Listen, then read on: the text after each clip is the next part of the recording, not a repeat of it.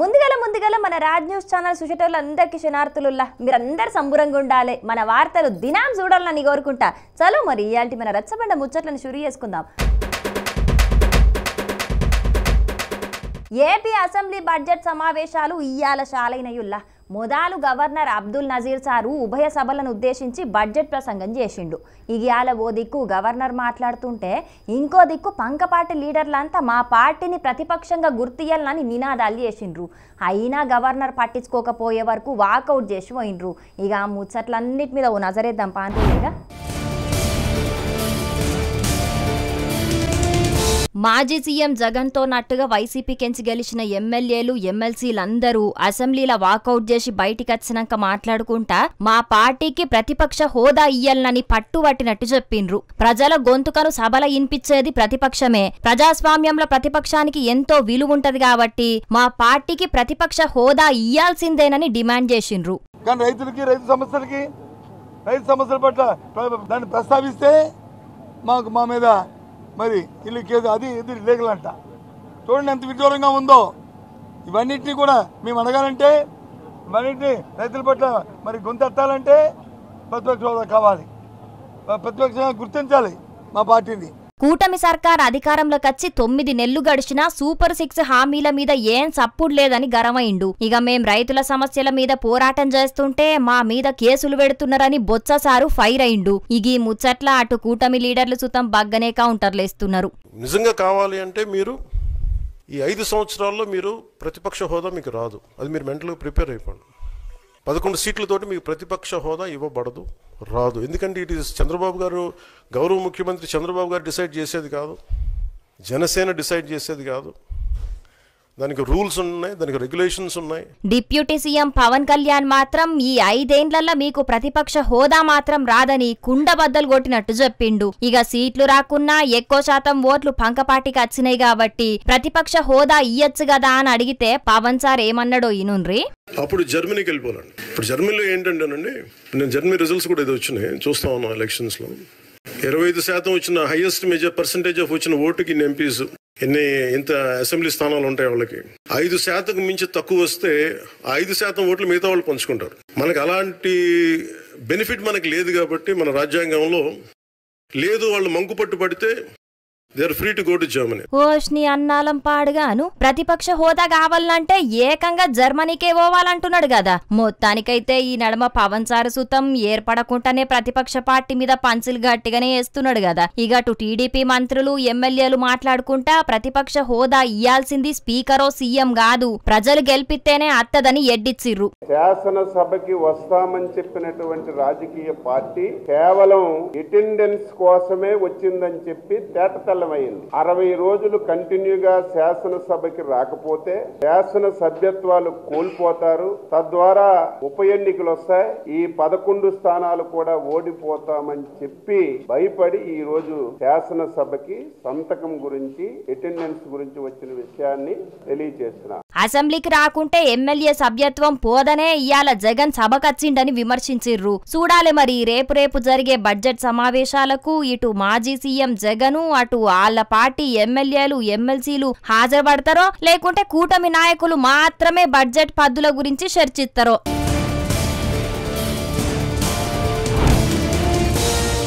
తెలంగాణలో జరుగుతున్న 3 ఎమ్మెల్సీ స్థానాలను మా పార్టీ ఖాతాలనే వేసుకోవాలని 2 జాతీయ పార్టీలు గట్టిగానే తలబడుతున్నాయి. పువ్వు పార్టీ తరపున ఇప్పటికే సెంటర్ మంత్రులు కిషన్ రెడ్డి, బండి సంజయ్ అన్న ప్రచారం చేస్తున్నారు కదా. ఇవాళ సీఎం రేవంత్ అన్న కూడా ప్రచారంలోకి దిగిండు. మరి ఎమ్మెల్సీ ఎన్నికల ప్రచారం ఎట్లా నడుస్తున్నది, గెలువనికి రేవంత్ అన్న ఏం హామీలు ఇస్తున్నాడో పురాగిందాం పండ్రి. ఎమ్మెల్సీ గెలుపు ఓటమితోని ఎమ్మెల్సీలతోని ప్రభుత్వం మనగడికి ఏం ప్రమాదం లేదు. నరేందర్ గెలిచినా గెలవకపోయినా నా ప్రభుత్వానికి వచ్చిన ప్రమాదం ఏం లేదు. అయ్యో ఏందే రేవంత్ అన్న గంత మాట అంటివి. ఒక ఎమ్మెల్సీ గెలిచినా గెలవకున్నా మీ సర్కార్ 5 ఏండ్లు ఉంటది గాని సీఎం హోదాలో మీరు ప్రచారం చేసినా ఓడిపోతిరంటే మాత్రం పట్టభద్రులు మీ మీద కోపంగా ఉన్నట్టే లెక్క కదా. ప్రతిపక్షాలు దాన్ని గట్టిగా పట్టుకుంటారు కదనే రేవంత్ అన్న. సరే గాని నిజామాబాద్ దాకా పోయిండ్రు కాబట్టి సల్లకచ్చి ముంతదాయకుంటా మీ కోట ఎందుకు వెయ్యాలనో చెప్పుండ్రిగా. ఇవాళ మా అక్కల్ని నేను అడగదలుచుకున్నా. 500 రూపాయల సిలిండర్ 50 లక్షల కుటుంబాలకు ఇస్తున్నాం. 500 రూపాయల సిలిండర్ వచ్చిన కుటుంబాలు మాకు ఓటేయండి. 500 రూపాయలకు సిలిండర్ రాకపోతే మీరు ఎవరికైనా ఓటేసుకోండి అని ఈరోజు నేను చెప్పదలుచుకున్న మా ఆడబిడ్డలకు. అది సవాలంటే గిట్లుండాలి. ఇంటింటికి నీళ్ళు ఇయ్యకుంటే ఓటు అడగా అని కేసీఆర్ చెప్పినట్టు ఇప్పుడు 500కే సిలిండర్ ఇయ్యకుంటే ఓటెయ్యకుండ్రని గట్టిగానే మాట్లాడిండు పోన్రి రేవంత్ అన్న. ఇక సందు దొరికింది కాబట్టి అటు సెంటర్ మంత్రి కిషన్ రెడ్డిని సుతమార్చుకున్నాడు. నేను కూడా 2019 నుంచి 24 వరకు ఎంపీగా చేసిన. మీ బీజేపీ ప్రభుత్వంలో ఉన్న కేంద్ర మంత్రులు చాలా మంది నాకు కూడా దోస్తులే, పార్లమెంట్లో నాతో పనిచేసి. ఢిల్లీలో వాళ్ళని కలిసినప్పుడు అలా చెప్తారు, ఒరే నాయన నువ్వు మాకు బాగా తెలుసు, హైదరాబాదును బాగా అభివృద్ధి చేస్తే విశ్వనగరం అవుతుంది, మాకు చెయ్యాలనే ఉంది, మంత్రివర్గంలో పెట్టి మీకు చేద్దాం అనుకుంటే మీ కిషన్ రెడ్డి వచ్చి అడ్డం పడుతుండు, మీరు అట్లెట్లు ఇస్తారు కాంగ్రెస్ ప్రభుత్వానికి, మీకు రేవంత్ రెడ్డి దోస్త్ అయితే ఇవన్నీ ఇస్తారు, అట్లెట్లు ఇస్తారు, మీ సంగతి చూసుకుంటానికి కిషన్ రెడ్డి పంచాయతీ పెట్టుకుంటుండు. కిషన్ రెడ్డి అడ్డం పడ్డందుకే మీ మెట్రో రైలు క్యాబినెట్లో పెట్టలేదు, మూసీకి మీకు నిధులు ఇవ్వలేదు, మీ రీజనల్ రింగ్ రోడ్డు పన్నులు ముందుకు పోతలేవు, మీ పాలమూరు రంగారెడ్డి ఎత్తిపోతలకు నీటి కేటాయింపులు జరగలేదు, సీతారామ సమ్మక్క సారలమ్మ ప్రాజెక్టులు కుంటుబడినాయని చెప్పి మీ మంత్రులే స్వయంగా నాకు చెప్తున్నారు. కిషన్ రెడ్డి గారు ఎన్ని రోజులు మభ్యపెడతావు? కిషన్ రెడ్డి గారు ఎన్ని రోజులు? నా మీద కోపం ఉండొచ్చు, కాంగ్రెస్ మీద నీకు పగ ఉండొచ్చు, కానీ 4 కోట్ల తెలంగాణ ప్రజలు ఏం చేశారు, ఎందుకు అభివృద్ధిని అడ్డుకుంటున్నావని నేను కిషన్ రెడ్డిని అడుగుతున్నా. ఎప్పటి వరకు మెట్రో రైలుకు అనుమతి తెస్తావు? రీజనల్ రింగ్ రోడ్డుకు అనుమతి ఎప్పుడు తెస్తావు? మూసీకి నిధులు ఎప్పుడు తెస్తావు? ఎప్పటి వరకు పాలమూరు రంగారెడ్డికి అనుమతి తీసుకొస్తావని ప్రశ్నించిండు. మరి ప్రాజెక్టులకు అడ్డుపడుతున్నదేవలో రేవంత్ రెడ్డికి కిషన్ రెడ్డికే తెలవాలి గాని ఎమ్మెల్సీ ఎన్నికల పోటీ చేస్తున్న బీజేపీ లీడర్లనే కాదు, పోటీ చేయని కారు పార్టీ లీడర్ల గురించి మాట్లాడిండు నిజామాబాద్ లో పెట్టిన ఎమ్మెల్సీ ఎన్నికల సభల. ఎన్నికల్లో పోటీ చేయను అసలు మాట్లాడే అర్హత ఉందా అని నేను అడుగుతున్నా. మొదట్లో అధికారం బాయ్, రెండోసారి డిపాజిట్లు బాయ్, మూడోసారి నీకు అభ్యర్థి దొరకకపోయా కేటీఆర్. ఇంకా నువ్వేంది నువ్వు మాట్లాడేది ఏంది? నీకున్న అర్హత ఏంది? తెలంగాణ సమాజం నిన్ను ఎప్పుడో బహిష్కరించింది. తెలంగాణ సమాజంలో నువ్వు మనిషివే కాదు, నువ్వు ఓటర్ లిస్టులో లేనే లేవు, ఈ లెక్కలలోనే లేవు. నువ్వు లెక్కలలో ఉంటే ఎన్నికల్లో పోటీ చేసి ఉండేటోనివి. ఎన్నికల్లో పోటీ చేయనోళ్లకు మాట్లాడే అర్హతే లేదని రేవంత్ అన్న విమర్శిస్తే, ఎస్ఎల్బీసీ సొరంగంలో 8 మంది చిక్కుకపోతే వాళ్లను కాపాడే సోయి లేకుండా రాజకీయాలు చేస్తున్నాడు. ఎమ్మెల్సీ ఎన్నికల ప్రచారం చేసుకునుడు కంటే దిగజారుడు రాజకీయం ఇంకోటి ఉండదని కారు పార్టీ పెద్దలు విమర్శిస్తున్నారు. ఇదిట్లుంటే ఆదిలాబాద్ జిల్లా భీంపూర్ మండలం కరంజీ రోడ్డు నిర్మాణం ఆలస్యం అవుతున్నది కాబట్టి ఎమ్మెల్సీ ఎన్నికలు బహిష్కరించాలని తీర్మానం చేసినట్టు అక్కడి పట్టభద్రులు చెప్తున్నారు. మరి ఈ ముచ్చట తెలిసినాకనైనా అక్కడి పట్టభద్రుల కోరిక మీద రోడ్డు పనులు షాల్ చేస్తామని మాటిస్తారో, లేకుంటే మీరు ఓటెత్తే అయ్యుండ్రి లేకుంటే లేదు మా ఇష్టం వచ్చినప్పుడు పనులు చేస్తామని ఊకుంటారో చూడాలి. మరి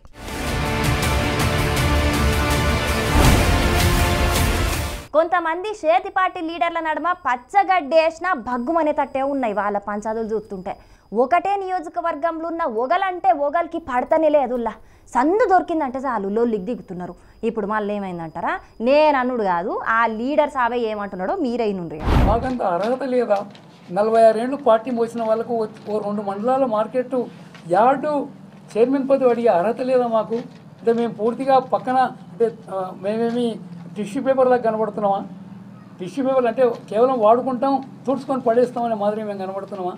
ఆ మాత్రం పార్టీ సరి చేయకపోతే మాత్రం నాయకుల మధ్య ఈరోజు చాలా ఇబ్బందులు వస్తాయి. నేను ఇన్నిసార్లు ఎమ్మెల్యే ఉన్నా, అఫీషియల్స్ ఇంత భయపడే వాళ్ళు కాదు ఒక ఎమ్మెల్యేకు, ఒక ఆర్డినరీ ఎమ్మెల్యేకు. ఇలా పోలీసులు అయితే వాళ్ళ ఇంటి కావలికారులాగా పనిచేస్తున్నారు, పోలీసులు అయితే చాలా అధ్వానం. కేసు పెట్టామంటే పెట్టాలి, వద్దంటే వద్దు, తీసేయమంటే తీసేయాలి. ప్రణాళికా సంఘం వైస్ చైర్మన్ చిన్నారెడ్డి ఏం మాట్లాడిండో ఇన్నరా అనుల్లా? 40 ఏండ్లు పార్టీ కోసం పనిచేసిన మాకు పెబ్బేరు మార్కెట్ చైర్మన్ పదవి అడిగే అర్హత కూడా లేదా అని ప్రశ్నించిండు. వనపర్తి ఎమ్మెల్యే తుడి మేఘారెడ్డికి పోలీసులు అధికారులు మస్తు భయపడుతున్నారు. ఆయన ఎవరి పేరు చెప్తే వాళ్ళ పేరు మీద కేసు పెట్టుడు, తీసేయమంటే తీసేసుడు, గిదేం పద్ధతని గరానికి వచ్చిండు. ఇన్నేళ్లు పార్టీ కోసం పనిచేస్తే టిష్యూ పేపర్ లెక్క తీసేస్తారా? ఇప్పటికైనా పార్టీ పెద్దలు దీన్ని సరిచేయకుంటే పరిస్థితి ఇంకో తీరుంటదని చిన్నపాటి వార్నింగే ఇచ్చిండు. ఇక నిన్న మంత్రి తుమ్మల వనపర్తి పర్యటన గురించి గిట్ల మాట్లాడిండు. తుమ్మల నాగేశ్వరరావు గారిని వనపర్తి నుంచి ఆయన అఫీషియల్ కార్లో పోనీయలే. అఫీషియల్ కార్లో పోతే గోపాల్పేట కాడ వీళ్ళందరూ గుమిగున్నారంట, ఎక్కడ అడగిస్తారని ఓ సాధారణ కారులో తీసుకొని వచ్చినారు. మళ్ళీ తుమ్మల నాగేశ్వరరావు గారికి కూడా ఎందుకంత అవసరం పడుతుందో నాకు తెలియలేదు. అంటే ఇంత కాంట్రవర్సీ ఉన్నప్పుడు ఎందుకు మేము తర్వాత చేద్దాం లేని ఓ మాట అంటే అయిపోయేది. ఆయన వేరే కార్లో తీసుకొని వచ్చి ఆడదాకా పోతే ఆడి కూడా మేము ఎంబడించి పోయి నేను దిమ్మకి అడ్డంగా నేను కూర్చున్నా నా స్థాయి నాకుండే హోదాకు నేను కూర్చోవద్దు కానీ కూర్చున్నా. నా స్థాయిని తగ్గించుకొని మరీ అక్కడ అడ్డం పడాల్సి వచ్చిందని మరీ చెప్పుకునే పరిస్థితి కాంగ్రెస్ పార్టీలో చాలా సీనియర్ నాయకునికే వచ్చిందంటే అసలు కాంగ్రెస్ పార్టీలో ఏం జరుగుతున్నదో వాళ్ళకైనా అర్థమవుతున్నదో లేదో పోన్రి. ఇక్కడ ఒక్క కాడనే కాదు, చాలా నియోజకవర్గాల కాంగ్రెస్ పార్టీ లీడర్ల పరిస్థితి చూద్దాం ముందొచ్చిన చెవుల కంటే వెనకొచ్చిన కొమ్ములు వాడి అన్నట్టే ఉన్నది. ఇన్నేళ్లు పార్టీని నమ్ముకొని పనిచేసిన లీడర్లను కాదని కొత్తగా పార్టీలో చేరినోళ్ళకే పెత్తనం అప్పజెప్పే వరకు పాత కాంగ్రెస్ పార్టీ లీడర్లంతా నారాజులున్నారు. మరిగా రేపట్ల ఈ లొల్లులు ఏం దాకా పోతాయో ఏం కథను చూడాలి.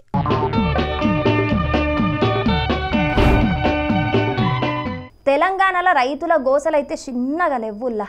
ఇప్పటికే చాలా జాగల్లో యూరియా కోసానికి రైతులు అవస్థలు పడుతున్న ముచ్చట్లు దినాం చూస్తూనే ఉన్నాం కదా.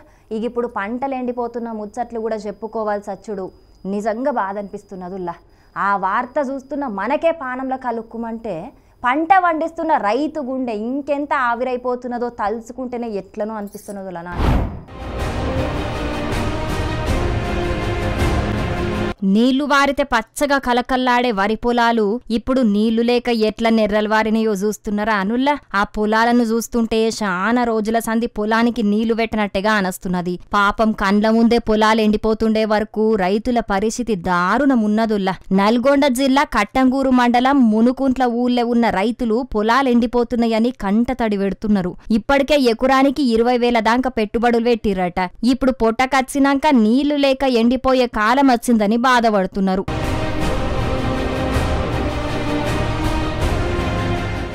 నీళ్లు లేక పొలాలు వండే పరిస్థితి లేకపోవుట్లా ఇట్లా మేకలను మేపుతున్నారట. ఇటు సర్కారు సూతం మమ్మల్ని ఆదుకుంటలేదని అంటున్నారు. రేవంత్ సర్కారు వచ్చిన కాంచి మా పొలం పోయినసారి గిట్టుబాటు ధర ఇస్తాను, గిట్టుబాటు ధర లేదు, ఏది లేదు సార్. మాకు మొత్తం అప్లపాలు అయిపోతట్టున్నాం మేము. మాకు రుణమాఫీ చేస్తాను, 2 లక్షల రుణమాఫీ చేస్తాను, ఆ రుణమాఫీ లేదు, మాకు రైతు బంధు లేదు, ఏది లేదు సార్. మాకు మొత్తం అనాథం అయిపోతట్టున్నాం. ఈసారి 3 ఎకరాల పొలం మొత్తం ఖరాబ్ అయిపోయింది. మొత్తం ఏ పంట గిత్త కూడా చేతికి వచ్చేలేదు. పోయినసారి కూడా 2 ఎకరాలు ఎండిపోయింది. 3 ఎకరాలు పెడితే వానకాలమే. ఇప్పుడు 3 ఎకరాలు పెడితే మొత్తం ఎండిపోయింది, ఏం లేకుండా. మాకు మొత్తం ఏమన్నా కల్పిస్తే మాకు ప్రభుత్వం నుంచి ఏమన్నా వస్తే మంచిది ఉంటుంది సార్. మీకు అందరికి ధన్యవాదాలు పెట్టి చెప్తున్నాం మేము.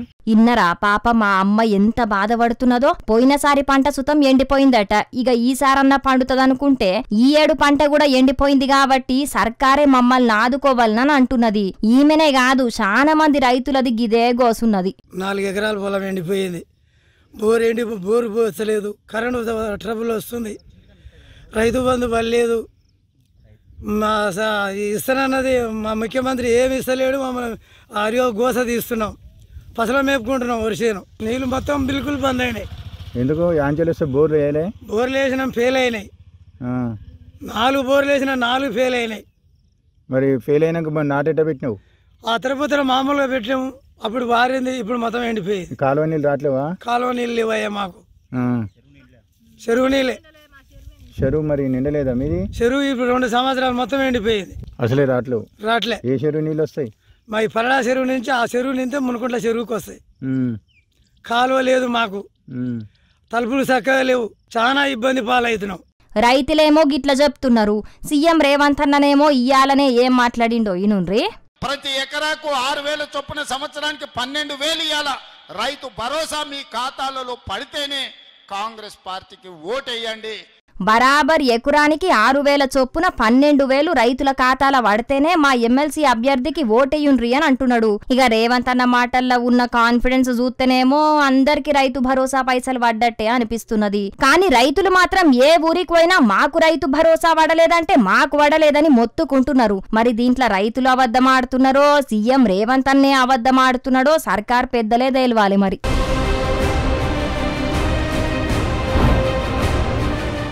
రైతు భరోసా పైసలు వేసినామని సర్కారు లేదు మాకు ఇంకా వాడలేదని రైతులు, రుణమాఫీ చేసినామని సర్కారు పెద్దలు లేదు అసలుకు మాకు రుణమాఫీ కానే లేదని పంట రుణాలు తీసుకున్నోళ్ళు, సన్నవడ్లు పండించిన వాళ్ళకు బోనస్ 500 కూడా వేసినామని స్వయంగా సీఎం రేవంత్ అన్ననే చెప్తుంటే చాలా మంది సన్నవడ్లు పండించిన వాళ్ళకు ఇప్పటికి సుతం ఇంకా బోనస్ పైసలు పడలేదని నిరసనలు చేస్తూనే ఉన్నారు.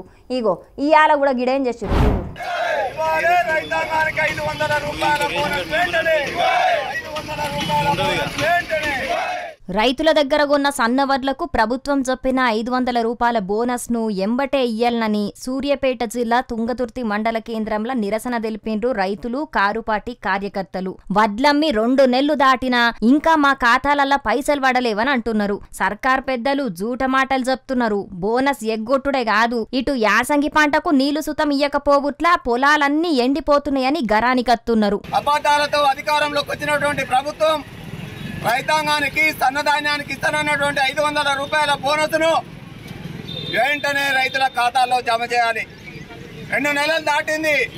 కాంగ్రెస్ పార్టీ కాంటాలు వేసుకొని మిల్లర్లకు ధాన్యం పంపి అయినా నిర్లక్ష్యంగా రైతుల ఏడల ప్రభుత్వం ఎవరిస్తూ ఇంతవరకు కూడా రైతులకు ఇవ్వాల్సినటువంటి బోనస్ పైసలు ఇవ్వలేదు.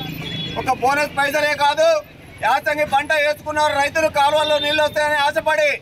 కానీ కాంగ్రెస్ ప్రభుత్వం కాలువల్లో చివరి దాకా నీళ్లు ఇవ్వట్లేదు. ఎకరాల కొద్ది వరి పంట ఇప్పటికే నాశనం అయిపోతా ఉంది. వీళ్ళిట్లా మాట్లాడుతుంటే సీఎం రేవంత్ అన్న ఇయ్యాల నిజామాబాద్ లో జరిగిన పట్టభద్రుల ఎమ్మెల్సీ ఎన్నికల ప్రచారంలో ఏం మాట్లాడిండో ఈనుండ్రే. ఇయాల మీరు ఆలోచన చేయండి, గుండెల మీద చేయి పెట్టుకొని ఆలోచన చేయండి. 500 రూపాయలు సన్న ఓట్లు పండించిన రైతులకు బోనస్ ఇచ్చుంటేనే కాంగ్రెస్ పార్టీకి ఓటేయండి, లేకపోతే నాకు ఓటేయకండి.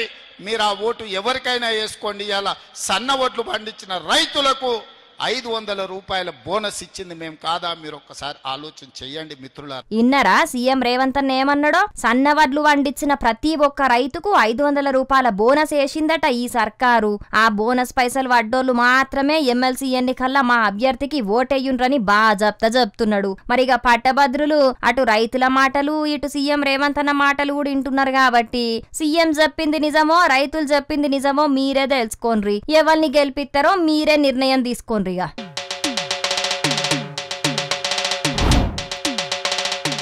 తెలంగాణలో రైతులు పడుతున్న యూరియా కష్టాల గురించి ఎంత చెప్పుకున్నా తక్కువనే అన్నట్టున్నదుల్లా. రైతులు రోజు రోజుకు యూరియా కోసం అల్లాడుతున్నారు కానీ సర్కార్ పెద్దలు మాత్రం వాళ్ళ గోస తీరుస్తలేరు. యూరియా కోసం ఇయాలకి రైతులు ఎట్లా తిప్పలు పడుతున్నారు చూడు.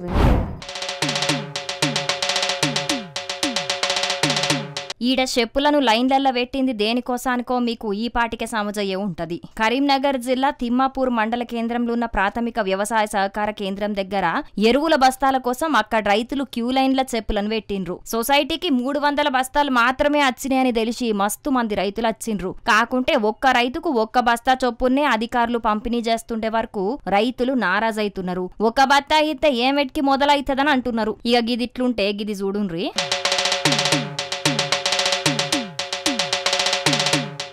జగిత్యాల జిల్లా కోరుట్ల మండలం ధర్మారం మల్లాపూర్ మండల కేంద్రాల్లో యూరియా కోసం పాస్బుక్లు ఆధార్ కార్డులను లైన్లలో ఉంచి మందు బత్తాల కోసానికి రైతులు ఎదురుచూస్తున్నారు. వరి పొలాలన్నీ పొట్టకచ్చే వరకు యూరియా బస్తాల కోసం రైతులంతా సొసైటీల కాడ పడిగాపులుగా వస్తున్నారు. యూరియా కోసానికి రైతులు మస్తు గోసపడుతున్నారు గాని సర్కార్ మాత్రం సరిపోయినంత యూరియా సరఫరా చేయకపోవుట్లా రైతులు ఎండకు తిప్పలు పడాల్సి వస్తున్నదని బాధపడుతున్నారు.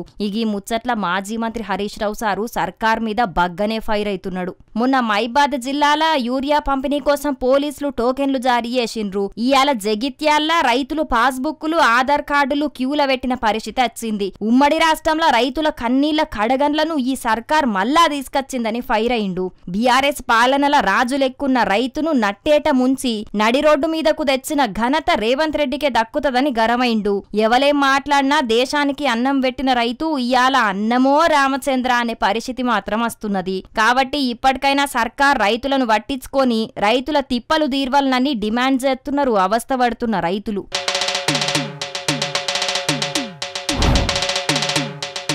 ఇగో ఈ ఉల్లా ఇయాటి మన రచ్చబండ ముచ్చట్లు. ఇయాల మేము చెప్పిన ముచ్చట్లన్నీ జబర్దస్తుగా ఉన్నాయిలే.